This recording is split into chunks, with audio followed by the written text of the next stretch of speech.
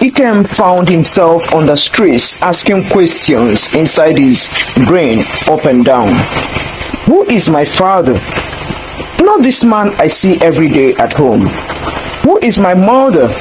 Not this woman that practically hates me. They treat me like I am a nuisance to them, like I am disturbing their lives. This mom sent me to buy sugar for pap the other day. My friends were playing football and I played just a little. By the time I got home, the king was waiting for me and she beat me mercilessly. A man visited Mr. and Mrs. Obiokwe from the village. He happened to be a relation. At the slightest chance Ikem had with this uncle, he asked him, "Uncle, please tell me about me. Why am I in this house? My face doesn't look like theirs. And how long am I expected to be here? I cannot say why, but they treat me like an animal."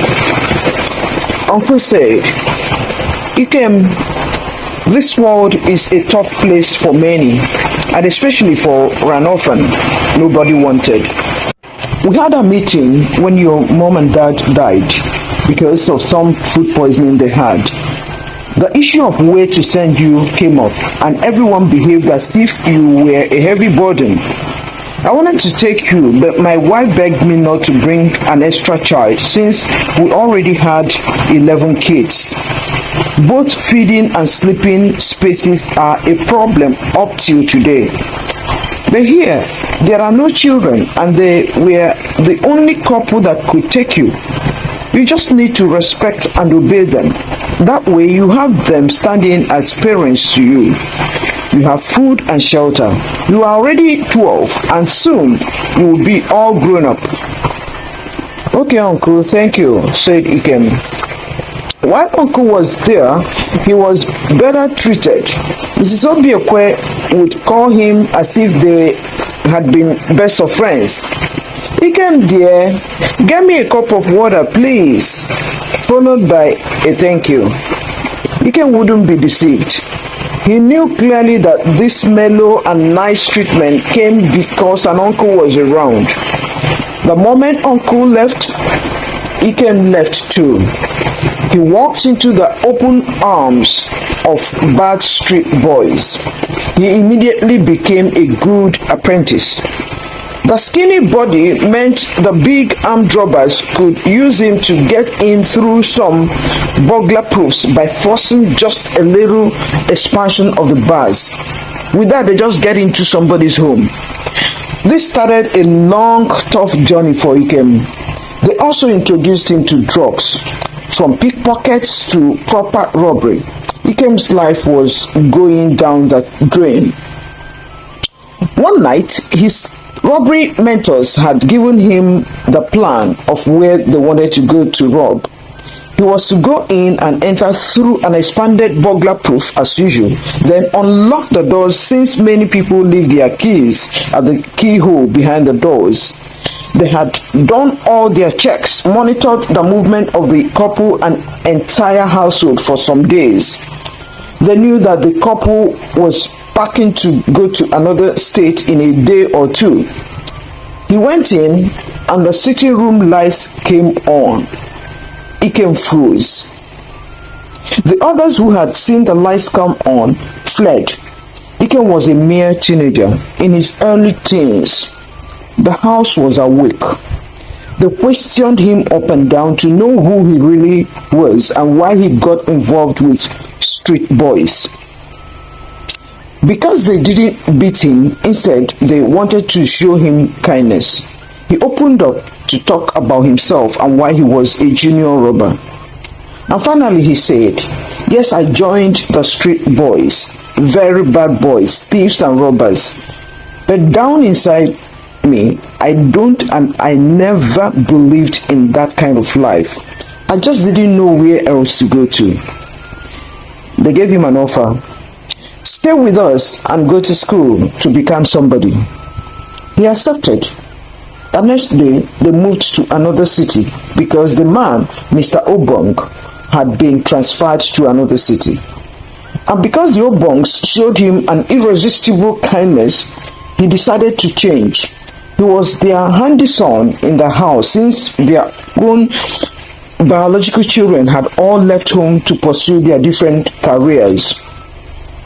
Ikem wrote high school exams and passed in flying colors. He wrote university exams, JAMB, and was among the highest scorers in Nigeria. He became a university student.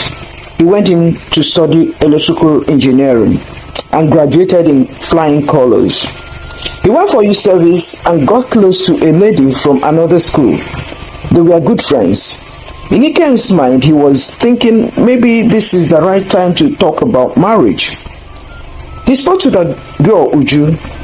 I would like to run a mission to the forgotten in the society, the street boys. Uju was surprised that a young man could be passionate about such a noble mission. Uju said, I am interested too. When could we do the first one, even if it's on a small scale? They decided they could do their very first outreach during their service here. They saved, raised funds, and got it executed. Small scale, but it worked. They served foods, free clothes, got doctors to do free medical services to the 27 kids they could gather. Just before the end of service, they went to town talking about another such mission. Corporate bodies gave them millions for the laudable project. Uju had a new boyfriend, Mola, who was a happening guy among youth coppers. Handsome, smooth talker. Ikem felt uneasy the day they were introduced. He couldn't even explain why to himself. However, they were able to raise 15 million naira for the project and hit the road running. Ikem had a team of fellow coppers. Uju often attended the meeting with Mola. One day, Ikem received 3 strange debit alerts of 5 million naira each. Part of the 15 million naira was a 3 million naira he borrowed from a young trader in the market. He borrowed it since the program was at the doors and the politician had promised him a donation of 7 million naira. Everything just scattered. He went explaining to all concerned. The young trader was the only one who couldn't be appeased. He is from Ikem's village. And next, Ikem landed in prison. The young trader saw to this. Meanwhile, Uju and Mola were nowhere to be found. The Obongs, who have been his family, came for him. With the help of friends and family, they were able to get him out of police cell and appealed to the young man that the matter be settled privately. Obong's kids raised the money and sent to the young trader, Orphan. Ikem dusted up and relaunched his life. He had big dreams. He worked a few years with an international engineering firm and then floated his own firm. His firm was known for excellence and right solutions and on-time delivery. Soon he opened up offices in different nations. Uju went on with Mola because, as she told her friend Njideka, I don't want to marry an orphan. Njide said, Uju, an orphan didn't make himself an orphan. If he had a choice in the matter, he wouldn't choose it. A child is more responsible for whatever happened to his parents that he even knew nothing about. But Uju, you told me that Ikem didn't even know his parents. So why are you talking as if he had a choice in this matter? Uju, in her superstition, refused to take her advice. Njide kept up with Ikem and they later got married. Njide was in control of 2 of the branches in Nigeria. Many years later, Uju reached out to Njide for financial help. Njide invited her to her office. Mola had not only stolen the 15 million naira project funds and squandered the same with Uju, but lived by duping many other people. Uju narrowly escaped being used by Mola for money rituals. She reported to police who, with her help, tracked down Mola and put him behind bars. He had duped many who were looking for his pound of flesh. By the time Uju was talking to Njide, Mola had been in the police cell awaiting trial for 5 good years. 2 days after Uju visited Njide to beg for forgiveness and ask for money to support her now miserable life, police picked her up and put her behind bars too because she was first an accomplice before becoming a near victim. Ikem built a mansion for Mr. and Mrs. Obong.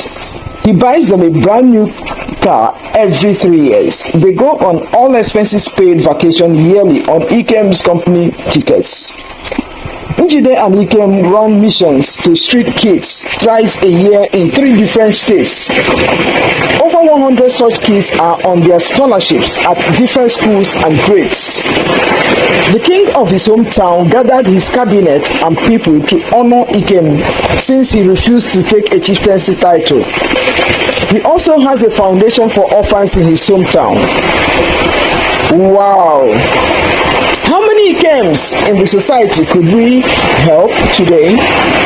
How many could we support for greatness? Do you think an orphan chose to be an orphan or a fatherless?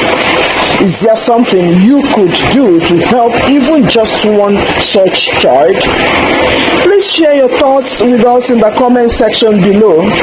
Also, please encourage us to roll out more African real life stories by giving this video a thumbs up and also subscribe to our channel if you haven't done so already.